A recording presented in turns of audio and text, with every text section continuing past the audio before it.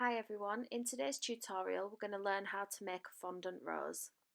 So first we're going to make some buds. So I've got some of my fondant which I've coloured with a bit of flamingo pink and a little bit of brown just to give it a bit of a vintage colour.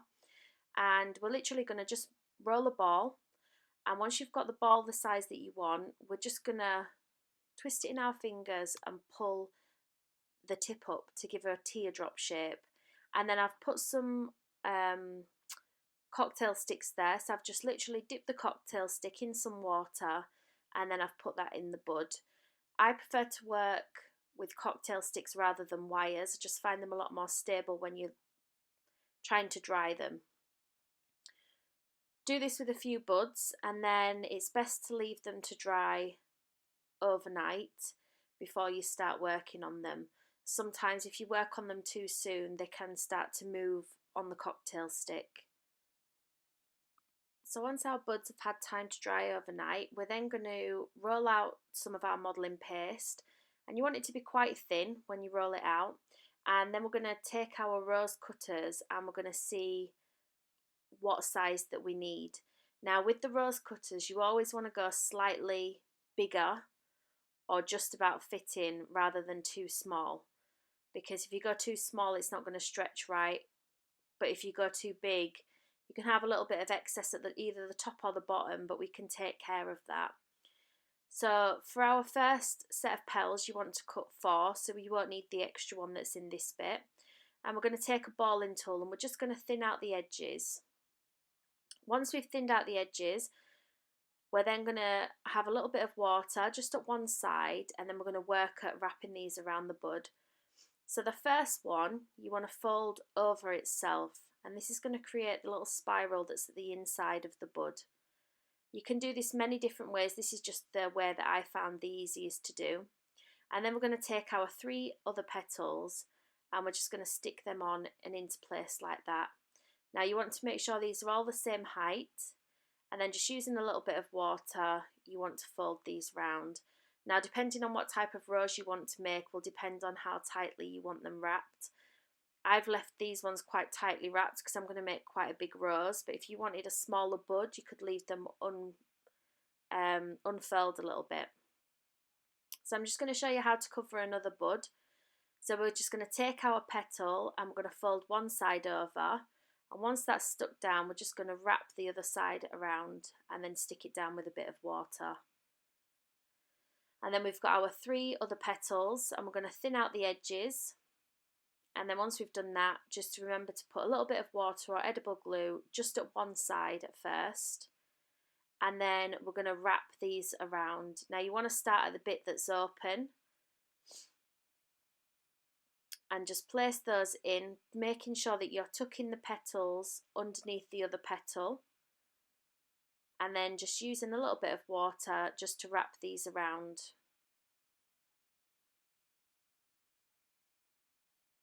Making sure that they're all at the same level and pulling any bits out or tucking it in a little bit if you needed to. Next we're going to move on to our next layer of petals. So now with your rose cutter you want to go the size up. So as you can see there, you want to go the size up so it just about fits. And this time we need to cut out 5. So with these 5 we're going to do them in a slightly different way. We're still going to thin the edges like we did before, but this time once we've thinned the edges you want to turn that petal round and rub the middle bit just to make it bow a little bit, and then we're just going to fold over the corners of the rose petal. So we're going to thin out the edges, turn the petal over, use your balling tool in the middle, and then you can just see me there, I'm just folding the petals in at the top. And then we're just going to place them. I've got this little dish here that I dry my petals in, but you could use, I've seen people use pear trays or apple trays or egg cartons, anything you want. Some people use spoons. Once we've done all 5, we're going to follow the same method as before, just wetting one side. And then we're going to start wrapping these around the rose that we've already got. Using the same method as before, you want to put one on and then tuck the next one on the inside of that, about halfway from the other petal, and we're going to tuck it in, and then just a little bit of water to glue the other side down. Now, depending on how many roses you're doing, depends on how long you need to leave this to dry. I usually work with about 5 or 6 roses at a time, and by the time I've finished one rose and worked my way through the others, the first one that I started with is dry enough to then do another layer. So we're going to do the other rose again. So I'm just going to show you a different method this way of curling. So we're going to thin the edges and do the ball. And this is the way I prefer to do it. So I'm just tucking in the edges at the top. Some people use a cocktail stick. So if you used to do a cocktail stick, you literally roll the edges over just like that, and then place it in your tray to dry. So that's the method I prefer, and then this is the other one with the cocktail stick. It's always best just to have a play around and see which one you find easier. I just find the cocktail stick just a little bit too fiddly, and I think it's just easier just to do it with your fingers. So again, just wetting one side of the petal, and then we're going to take our bud, and when we're placing the petal on, you always want to place it at the join underneath, and then again halfway into the next petal we're going to place our other petal, and we're just going to work our way around. It can get a bit fiddlier the more petals we're adding, but just using a little bit of water and just to stick that other side down. Now at this point, if you was making a little filler flower, you could leave it at this stage and just pull out the petals a little bit. But I'm going to show you how to make a larger rose as well. So now we're starting to get lighter towards the edges of the rose. So I've taken some of my colour and I've added more than probably double the amount of white. So I've doubled what I originally had, and we're just going to add this on. So now from each row that we do, we add some more white into the modelling paste, and that's going to give us that nice ombre effect of where it starts off dark in the middle and it goes lighter towards the outside.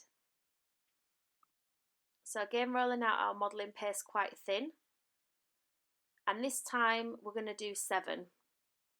So we've gone the next size up in cutter, and we're going to take 7 petals, and these are what we're going to work with.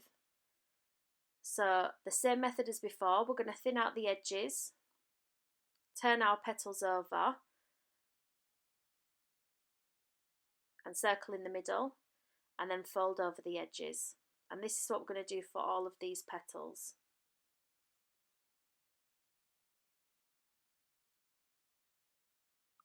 You can use polystyrene buds if you wanted to make them a little bit lighter. You'd use the same method, but obviously your cocktail stick you would have to stick in with glue. Or you can, if you wanted to use a wire with the fondant, you would have to hook the tip of the wire over first before you put it in, and you would put water or edible glue on and put it in and twist it and then pull it down a little bit, but they would need a little bit longer to dry. Once we've done all our petals, we're then going to, again, just wet one side. And when you're starting these, you always want to start with the one that you put on first, just so it's had a chance to firm up a little bit. So you can see that we're going to start this one at the crossover of the petals on the last layer. And then halfway through, we're adding the other petal. Now this is where it gets a little bit fiddly, because the one that you've put on first starts to come undone a little bit. But you need to try and keep a firm hand on the petals that you're putting on. And then we're just going to go back around and just add on some water to stick the other side of the petal down.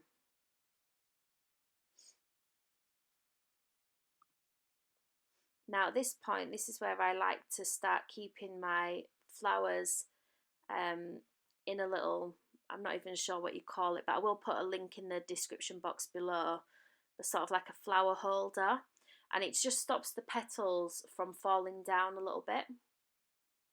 So for the next layer, you can see there I've added more white because we're trying to get lighter as we go out.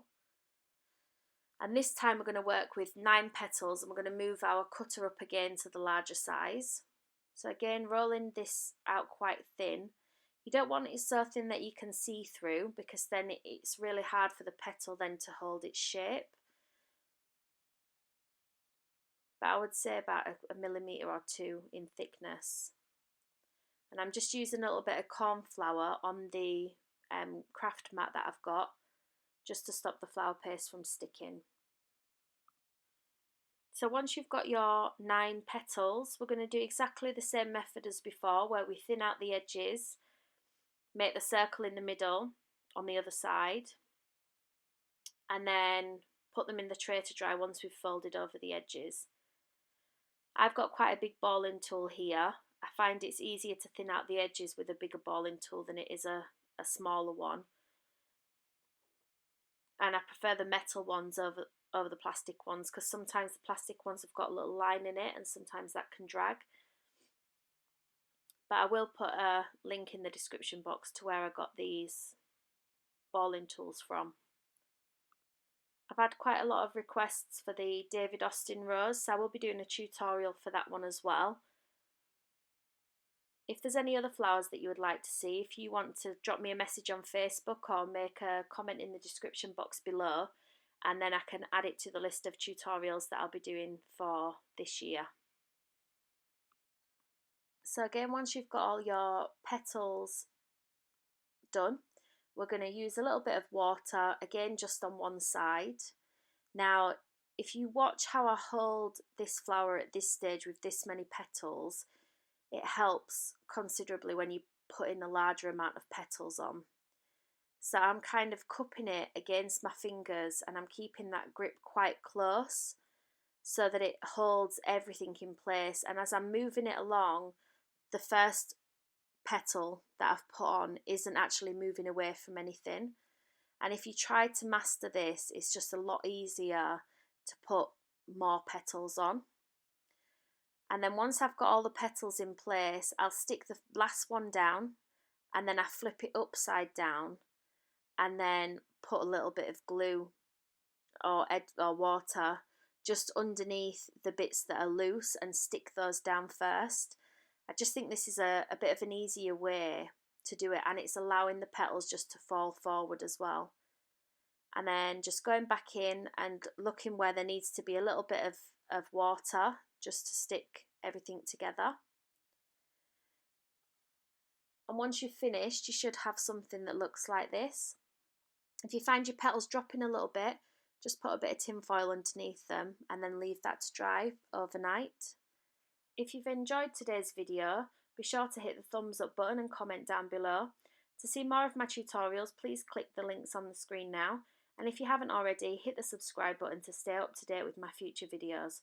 Thanks for watching.